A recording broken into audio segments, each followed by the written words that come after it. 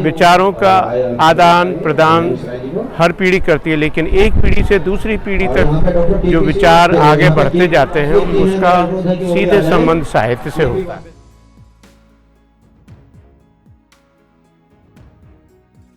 कुछ ऐसा विषय होना चाहिए जो शांति पर आधारित हो, जो एक शांति लेके आए। शांति का मतलब चुप्पी नहीं है, उस चुप्पी को तोड़ करके अपनी चिंताओं को व्यक्त करते हुए हमारा ये साहित्य का उद्देश्य जो रखा गया है, जिसमें समाज के जितने सारे हाशिए पर जो लोग हैं, जो सेक्शन है, उनको लाने की कोशिश की गई।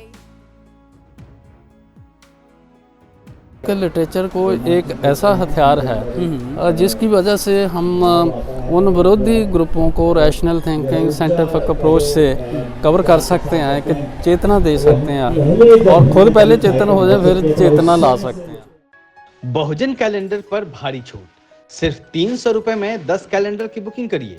संपर्क करिए 9711 666 पर।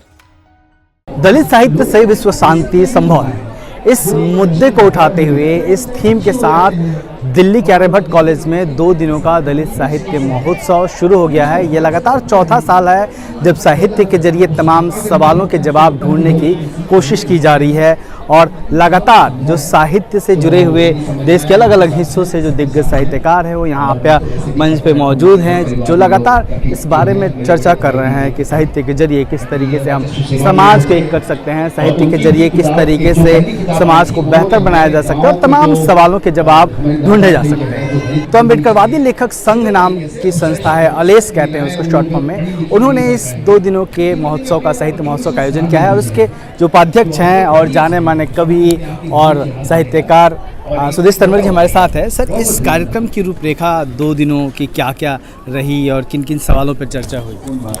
जी साधुवाद आपका।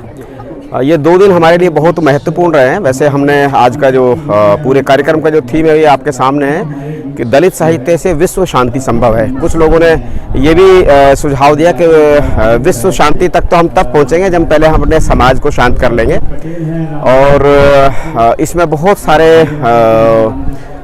जो हमने समानांतर सेशन चलाए हैं, उस सेशन में स्त्रियों पर बात हुई है, आदिवासियों पर बात हुई है, घुमंतू जातियां उन पर बहुत बात हुई, और ये खुशी की बात है कि घुमंती जातियों के बहुत सारे बड़े बड़े साहित्यकार और लेखक यहाँ पर आए।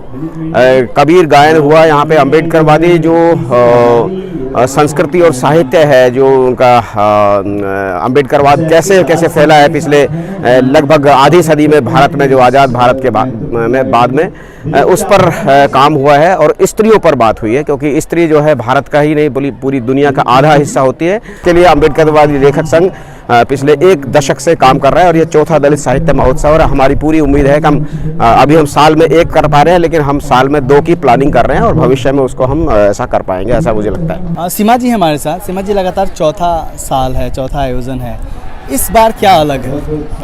इस बार की जो थीम है सर, वो पूरे जो हम विश्व के पटल पर अगर देखें तो जिस तरह का माहौल बना हुआ है, अशांति का माहौल है, एकदम कैओस है, तो हमें ऐसा लग रहा था कि कुछ ऐसा विषय होना चाहिए जो शांति पर आधारित हो, जो एक शांति लेके आए। शांति का मतलब चुप्पी नहीं है, उस चुप्पी को तोड़ करके अपनी चिंताओं को व्यक्त करते हुए हमारा ये साहित्य का उद्देश्य जो रखा गया है, जिसमें समाज के जितने सारे हाशिए पर जो लोग हैं, जो सेक्शन है, उनको लाने की कोशिश की गई है, जिससे कि वो अपनी बातों को इस तरह से प्रकट करें कि वो हमारा दुख दर्द जो है वो कहीं ना कहीं शक्ति में कन्वर्ट हो रहा है, हमारी पावर बन रहा है, और हाँ, अपनी बात ना बहुत गहराई से, सच्चाई से सबके सामने लेके आ रहा है। तो साहित्य हमारा अब दवा कुचला रुदन वाला साहित्य नहीं है। साहित्य जो है वो अपनी एक भागीदारी सुनिश्चित कर रहा है कि देखो हम भी हैं जो अपनी बात रख रहे हैं। बलवीर माधोपुरी जी हैं, जाने माने साहित्यकार हैं और ऐसे साहित्यकार जिनके लिखे का अनुवाद देश की कई भाषाओं में हो चुका है। सर, आप इस साहित्य महोत्सव में आए हैं।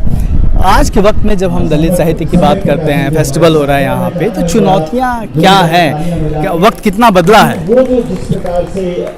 वक्त तो बदलता ही जा रहा है, हमारा भी बदल रहा है। हमारे का मतलब कि उन समूह वंचित लोगों का भी बदल रहा, जो अपने समाज के लिए, देश के लिए, आगे भविष्य के लिए तरक्की की राह पर हैं।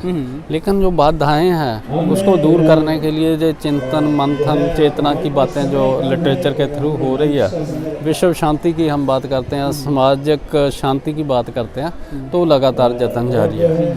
तो इस दृष्टि से जो भी जहाँ इन्होंने चौथा दलित महोत्सव कर रहे हैं, मनाया जा रहा है, उसमें हमारी भागीदारी अच्छी लगती है।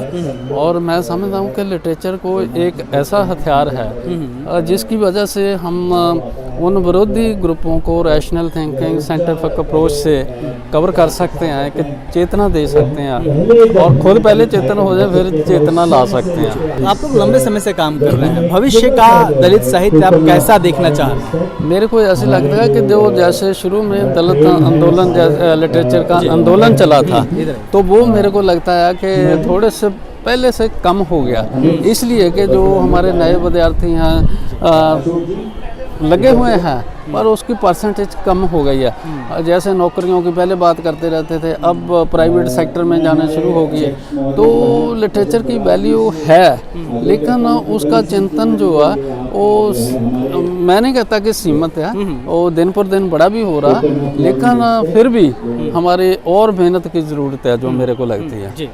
विचारों का आदान प्रदान हर पीढ़ी करती है, लेकिन एक पीढ़ी से दूसरी पीढ़ी तक जो विचार आगे बढ़ते जाते हैं उसका सीधे संबंध साहित्य से होता है। कहानियों से, इतिहास से, भावनाओं से, आवाज़ से, कविताओं से। ये जो आवाज़ पैदा होती है, जो जागृति पैदा होती है, जो कॉन्शियसनेस आती है, वो पीढ़ी दर पीढ़ी बढ़ती जाती है, और उसी से जब मानसिक तरक्की होती है, उसी से सामाजिक तरक्की होगी। और जो मानसिक ये कमियां हैं, जो गुलामी की जो नीयत हमारे दिमाग में डाली गई थी सदियों से, उसको निकालने के लिए साहित्य का बहुत बड़ा। तो तमाम सवालों को समेटते हुए, तमाम सवालों का जवाब ढूंढते हुए ये चौथा दलित साहित्य महोत्सव दिल्ली के आर्यभट्ट कॉलेज में 2 दिन का आयोजित हो रहा है, जिसमें तमाम देश भर के, मैंने बताया कि साहित्यकार अलग अलग हिस्सों से पहुंचे हुए हैं। और निश्चित तौर पर जब हम साहित्य की बात करते हैं, जैसा राहुल दीपांकर जी ने कहा, एक पीढ़ी से दूसरी पीढ़ी तक तमाम सवाल, तमाम विचार, तमाम बातें जो पहुँचती है वो साहित्य के जरिए ही पहुँचती है। और इस मायने में साहित्य का और दलित साहित्य का, जिसे बहुत बाद में लिखा जाना शुरू हुआ, उसका एक बहुत बड़ा इम्पोर्टेंस है। कैमरामैन विक्की कुमार के साथ मैं अशोक दास।